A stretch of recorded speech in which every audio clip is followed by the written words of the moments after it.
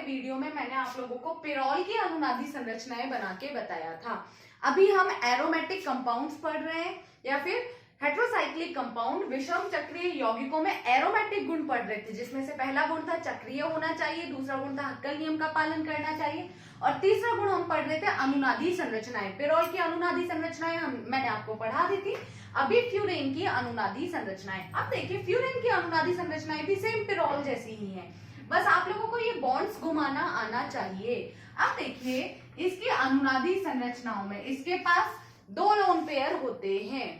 अब दो lone pair अगर इसमें है तो ये लोन पेयर आगे शिफ्ट होंगे, जैसे हमने पिरोल में शिफ्ट किए थे, तो ये लोन पेयर आगे शिफ्ट होंगे। जब ये लोन पेयर आगे शिफ्ट होंगे तो अगले वाले डबल बॉन्ड को आगे की तरफ धक्का देंगे। जब अगले वाले डबल बॉन्ड को आगे की तरफ धक्का देंगे तो यहाँ नेगेटिव चार्ज, यहाँ डबल बॉन्ड। इसने अपने इलेक्ट्रॉन इस डबल बॉन्ड में दिए हैं। यदि इसने अपने इलेक्ट्रॉन इस डबल बॉन्ड में दिए हैं तो यहाँ पर पॉजिटिव चार्ज आना चाहिए। कोई भी परमाणु अपने इलेक्ट्रॉन जब किसी और को दे देता है तो उस पर पॉजिटिव चार्ज आता है, तो यहाँ पर पॉजिटिव चार्ज आना चाहिए। अब देखिए इस वाले डबल बॉन्ड को मैंने हाथ भी नहीं लगाया, ये जैसे है वैसे ही है। अब ये नेगेटिव चार्ज आगे बढ़ेगा। अब ये नेगेटिव चार्ज जब आगे बढ़ा तो अपने अगले वाले डबल बॉन्ड को आगे की तरफ धक्का देगा। जब अगले वाले डबल बॉन्ड को आगे की तरफ धक्का देगा तो यहाँ पर नेगेटिव चार्ज और यहाँ डबल बॉन्ड। अब आप देखिए इसको मैंने बिल्कुल भी डिस्टर्ब नहीं किया है, ये जैसा था डबल बॉन्ड और पॉजिटिव चार्ज ये वैसा ही है, इसको मैंने जरा भी डिस्टर्ब नहीं किया है। अब देखिए वापस से साइकिल, हम इस साइकिल में घूम रहे हैं ना, देखो यहाँ से यहाँ आए, यहाँ से वापस यहाँ आए, यहाँ से फिर यहाँ जाएंगे, तो ये नेगेटिव चार्ज यहाँ आएगा और ये यहाँ शिफ्ट होगा डबल बॉन्ड। ये नेगेटिव चार्ज आगे बढ़ेगा तो ये अपने अगले डबल बॉन्ड को आगे की तरफ पुश करेगा, आगे की तरफ धक्का देगा। तो यहाँ पर नेगेटिव चार्ज, यहाँ पर डबल बॉन्ड और इस जगह पॉजिटिव चार्ज जो था सेम वैसे ही है, इसको हमने डिस्टर्ब नहीं किया है। और ये डबल बॉन्ड भी सेम जैसे यहाँ पे है वैसे की वैसे यहाँ है। अब देखिए ये नेगेटिव चार्ज आगे शिफ्ट होगा, हम तो इस डायरेक्शन में घुमा रहे हैं इसको, तो यहाँ से ये यहाँ गया और यहाँ से यहाँ आएगा। अब जब ये यहाँ से यहाँ जाएगा तो ये अपने अगले डबल बॉन्ड को आगे की तरफ धक्का देगा, तो ये डबल बॉन्ड यहाँ शिफ्ट होगा। अब जब ये डबल बॉन्ड यहाँ शिफ्ट हुआ तो यहाँ पर नेगेटिव चार्ज, यहाँ पर डबल बॉन्ड और इन दोनों को हमने बिल्कुल भी डिस्टर्ब नहीं किया है। अब आप देखिए कि ये नेगेटिव चार्ज आगे जाएगा तो ये अपने अगले डबल बॉन्ड को आगे की तरफ धक्का देगा। अब जब ये अगले डबल बॉन्ड को आगे की तरफ धक्का देगा तो एक बार देखिए यहाँ पर डबल बॉन्ड और इस डबल बॉन्ड को मैंने हाथ भी नहीं लगाया। अब एक चीज बताइए, जब यहाँ से लोन पेयर गया था तो यहाँ पॉजिटिव चार्ज आया था, यदि मैं इस बॉन्ड को वापस से इसको दे दूं तो लोन पेयर आ जाएगा। यही चीज मैंने यहाँ की है, इस डबल बॉन्ड को मैंने वापस से इसको दे दिया तो यहाँ पर लोन पेयर वापस से आ जाएगा। ये बात हुई फ्यूरेन की अनुनादी संरचनाओं की। सेम जितनी पिरोल में अनुनादी संरचनाएं बनी थी उतनी फ्यूरेन में भी अनुनादी संरचनाएं बनी हैं। काउंट कीजिए, ये अनुनादी संरचनाएं 5 होंगी, ये दोनों तो सेम है, इसको हम एक ही काउंट करेंगे तो ये टोटल मिला के 5 अनुनादी संरचनाएं बनेगी। ये फ्यूरेन की अनुनादी संरचनाएं हैं।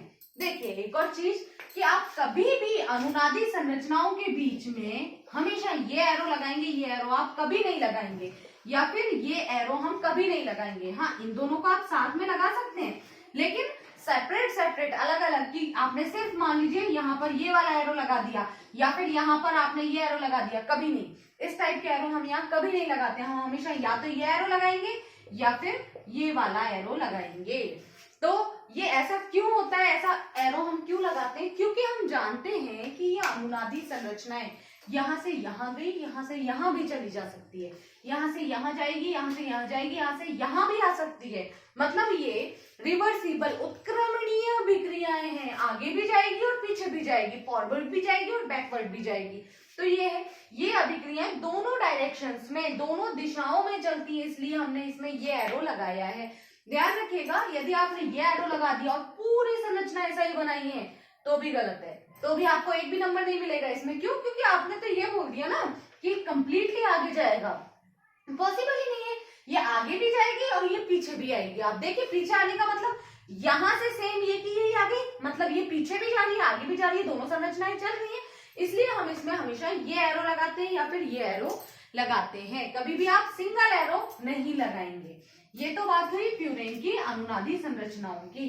एक और चीज देखिए कि अनुनादी संरचनाएं जितनी ज्यादा होंगी उतना ही ज्यादा स्थायित्व बढ़ता है, कारण कि यहाँ पर ये एक दूसरे में ही इतना कन्वर्ट हो रही है कि इन्हें किसी और से अभिक्रिया करने की जरूरत ही नहीं है। जब ये आपस में ही इतना एक दूसरे में कन्वर्ट हो रहे हैं तो किसी और से क्यों क्रिया करेंगे, किसी और से क्रिया करने का तो बनता ही नहीं है। इनमें अंदर ये साइकिल घूम रहा है, अब ये साइकिल इनमें पूरा अंदर घूम रहा है तो ये बॉन्ड टूटने का तो सवाल ही नहीं है।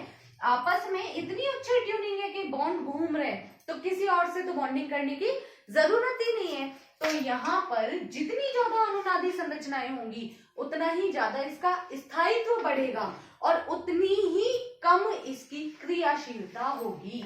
नेक्स्ट जो मैं आपको पॉइंट करवाने जा रही हूँ उस पॉइंट में मैं आपको यही बताऊंगी कि इनके जो हम एरोमेटिसिटी पढ़ रहे थे, एरोमेटिक गुण इनमें पढ़ रहे थे, पहला गुण था चक्रीय, दूसरा हक्कल नियम, तीसरा गुण आदि संरचनाएं, चौथा इसमें है सब्स्टिट्यूशन रिएक्शन, प्रतिस्थापन अभिक्रियाएं।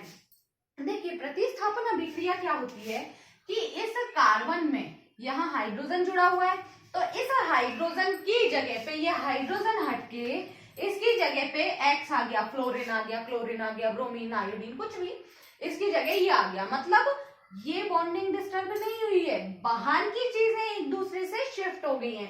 पहले हाइड्रोजन था उसके स्थान पर हेलोजन आ गया, स्थान पर मतलब उसको प्रतिस्थापित कर दिया, इसलिए इन अभिक्रियाओं को क्या बोलते हैं, प्रतिस्थापित अभिक्रियाएं। तो जो एरोमेटिक कंपाउंड होते हैं, एरोमेटिक यौगिक होते हैं, उनमें कौन सी अभिक्रियाएं होती है, प्रतिस्थापन अभिक्रियाएं। ये बात हुई फ्यूरेन की अनुनादी संरचनाओं की। कल मैंने आपको कल के वीडियो में आपको पिरोल की अनुनादी संरचनाएं बताई थी, अभी फ्यूरेन की अनुनादी संरचनाएं हैं। इसके बाद में नेक्स्ट वीडियो में मैं आपको थायोपीन की अनुनादी संरचनाएं बताऊंगी। आप इन्हें बहुत अच्छे से याद कर लीजिए क्योंकि इन्हें याद करने के बाद में आप लोगों के लिए आगे की चीजें बहुत इजी हो जाएंगी। अभी हम इसमें रिएक्शन करेंगे, जैसे ये रिएक्शन की है, आगे यहाँ पे भी रिएक्शन करेंगे। आप बताइए कि इस जगह पे रिएक्शन करनी है या इस जगह पे करनी है, तो आपको उसमें भी आगे अनुनादी संरचनाएं बनानी पड़ेंगी। जहां अनुनादी संरचनाएं ज्यादा बन रही हैं वो ज्यादा स्थायी है तो अभिक्रिया वही होगी। ये सब चीजें हम आगे करेंगे, इसलिए एक बार इनकी अनुनादी संरचनाएं कर लीजिए सबकी। मैंने पिरोल की आपको समझा दी, फ्यूरेन की आपको समझा दी, अब थायोपीन की एक बार आप खुद करेंगे। मैंने आपको लिख के बता दिया थायोपीन क्या होता है। थायोपीन की अनुनादी संरचना एक बार आप लोग खुद करके देखेंगे। नेक्स्ट वीडियो में मैं आपको वही करवाऊंगी। Thank you.